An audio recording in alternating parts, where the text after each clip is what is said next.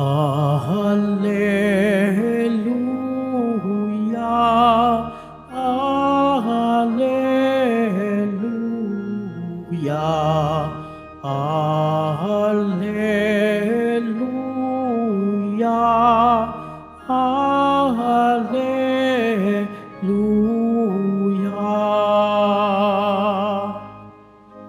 Espirito'y magtuturo ng aral at pagkukuro ni Jesus na ating guro. Alleluia, Alleluia,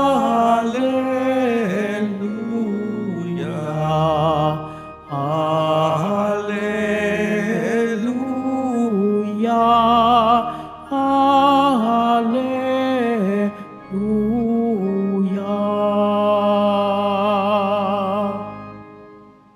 Sumainyo ang Panginoon. At sumayo rin. Ang mabuting balita ng Panginoon ayon kay San Juan. Papuri sa iyo, Panginoon.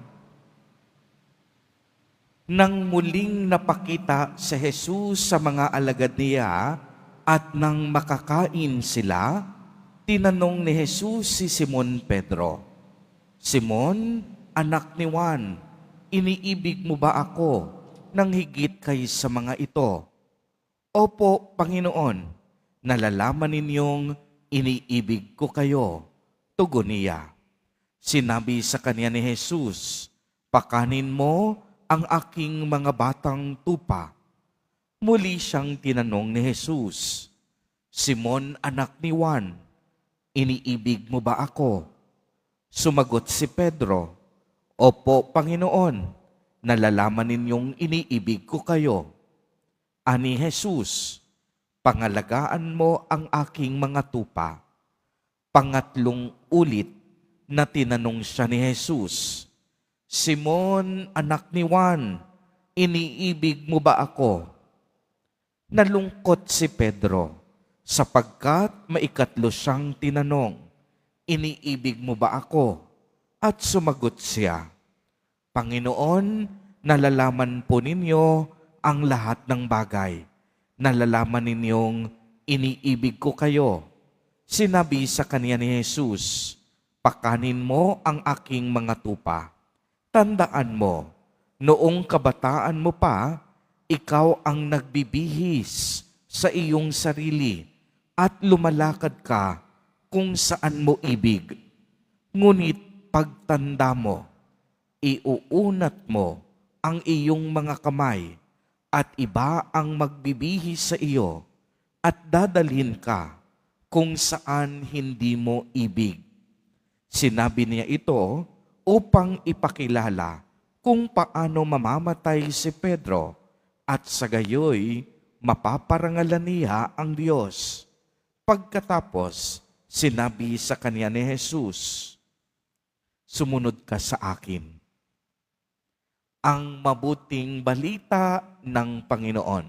Pinupuri ka namin, Panginoong Jesucristo. Magsiyo po muna ang lahat.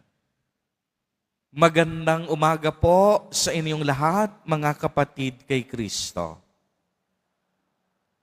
Sa lahat po ng ating mga taga-subaybay sa iba't ibang online platforms at sa lahat ng ating mga kadiboto sa iba't ibang panig ng Pilipinas at maging sa buong mundo kung saan tayo ay naaabot ngayon ng ating live streaming. Mapayapang umaga din po sa inyong lahat. Purihin at dakilain natin ang ating Panginoon, ang mahal na poong Jesus Nazareno. Mga kapatid kay Kristo at mga kadiboto, malugod po namin kayong tinatanggap sa Basilica Minor at Pambansang Dambana ni Jesus Nazareno. Narinig po natin sa ating ebanghelyo kung paano tinanong ni Jesus Nazareno si Simon Pedro nang maikatlong beses kung mahal niya ito. Kaya 3 beses ding nagtibay at sinabi ni San Pedro na lubos niyang minamahal ang Panginoon. Pero kung mapapansin ninyo, nalungkot si Pedro nang maikatlong beses siyang tinanong ni Jesus Nazareno. Bakit kaya siya nalungkot? Sapagkat ang mga bibig na nagpahayag na minamahal niya ang Panginoon ay ang mga bibig na nagtatwa din kay Jesus sa panahon ng kaniyang pagpapakasakit. Uulitin ko po kung bakit malungkot si San Pedro. Dahil ang mga bibig na nagsabing mahal niya ang Panginoon ay ang bibig na maikatlong beses ding iniwan, tinatwa, at hindi nagsabi ng katotohanan sa mga sandaling si Jesus ay nagpapakahirap sa krus. Kung noon ang bibig ni San Pedro takot at tikom sa muling pagkabuhay at pagpapakitang muli ni Jesus Nazareno, ang kaniyang pagkatakot na palitan ng pagpapakumbaba at pagmamahal. Siguro pumapatak noon ang mga luha ni San Pedro. Siguro ang mga luhang pumapatak sa kanya ay hindi luha ng pagkainis o pagkapuot sa sarili, kung hindi luha ng pagbangon at pagpapatibay ng kaniyang pag-ibig. Noong si Jesus Nazareno muling nagpakita sa kanila pagkatapos ng kaniyang muling pagkabuhay, maraming dahilan dapat si Jesus para magalit, para magtampo, para manumbat sa kaniyang mga apostol at disipulo. Bakit, Father? Dahil wala ni isang apostol ang nanindigan at nagtanggol kay Jesus sa gitna ng krus at kalbaryo. Uulitin ko po, wala ni isa sa kanyang 12 apostol at mga disipulo ang nagtanggol at nanindigan kay Jesus sa gitna ng krus at kalbaryo. Lahat sila natakot. Lahat sila nagtago. Lahat sila napanglaw. Kaya nga si Simon Pedro, itinatwa niya 3 beses din ang ating Panginoon. At sinabi niya sa mga Hudyo, hindi ko yan kilala. Wala akong kaugnayan sa Kanya. Subalit sa pagpapakitang muli ni Jesus Nazareno, hindi niya pinili ang manumbat. Hindi niya pinili ang magalit. Ni hindi nagtanong si Jesus Nazareno kung bakit mo ako itinatwa. Hindi nagtanong si Jesus Nazareno, bakit ninyo ako iniwan sa gitna ng laban sa krus? Pinili ni Jesus na ipadama ang kanyang awa, pag-ibig, at kapatawaran. Opo, mga kapatid kay Kristo, awa at pagmamahal. Kaya nga tayong lahat may mga lakas para pumunta, magsimba, magdasal, at magdebosyon dahil tayong lahat kinaawaan ng Diyos. Alam at batid natin na tayong lahat patuloy na iniibig ng Diyos. Tayong lahat pinatawad sa napakarami at paulit-ulit nating pagkakasala. Tayong lahat nilinis sa mabigat nating pagkakasala.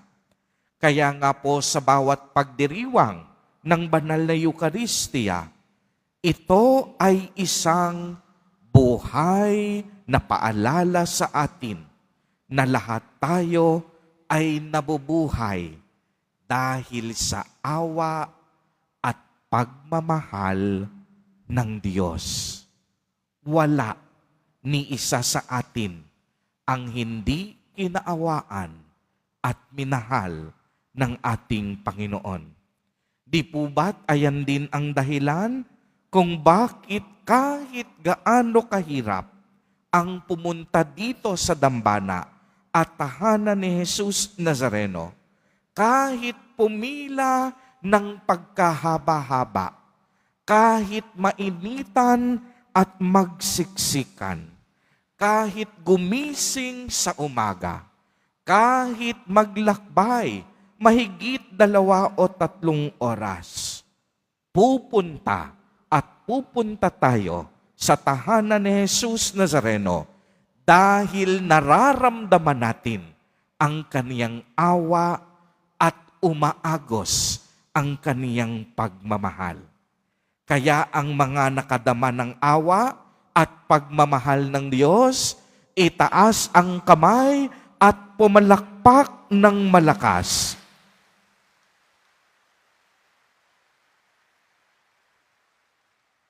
Kaya mga kapatid kay Kristo, kung inyong mapapansin, ang mahal na Poong Jesus Nazareno, handa tayong tanggapin 24 oras ang kaniyang tahanan bukas sa bawat oras para sa ating pagbabalik loob.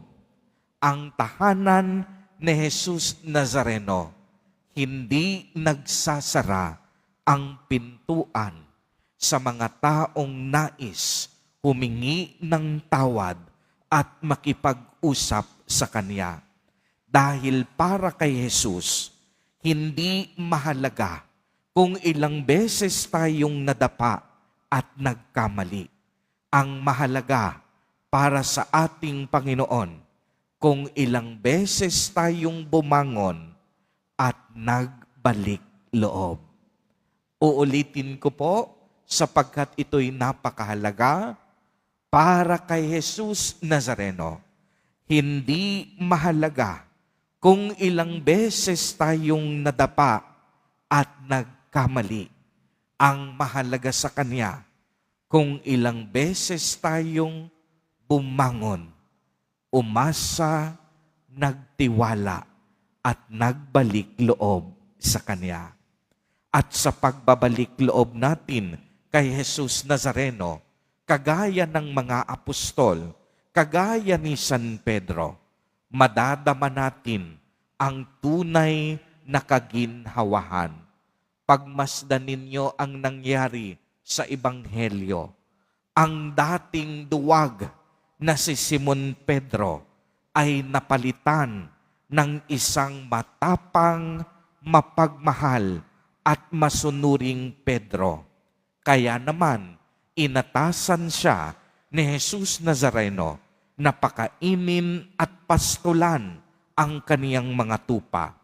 Ito ang pag-ibig at paglilingkod na hinihingi ni Jesus na ialay ang ating sarili gaya ng pag-alay niya ng kaniyang sarili para sa atin. Kaya naman si San Pedro ang kinilalang pinakaunang Santo Papa at ang pinakaunang kahalili ni Jesus Nazareno pagkatapos na siya ay umakyat sa langit at itatag ang ating simbahang Katoliko. Mga kapatid kay Kristo, lagi nating tatandaan sa pagpapatuloy ng ating misa, kahit tayo'y makasalanan, handang-handa tayong tanggapin ni Jesus Nazareno. Kagaya ni Simon Pedro, ang nais niya lamang, tayo ay magpakumbaba. Tuwirin at iwasto natin ang ating mga pagkukulang at pagkakamali. Piliin natin na mabuhay ng tama kahit gaano kahirap, kesa naman mabuhay tayo sa ginhawa pero nagmumula naman sa masama. Amen. Purihin at dakilain natin ang ating Panginoon, ang mahal na poong Jesus Nazareno.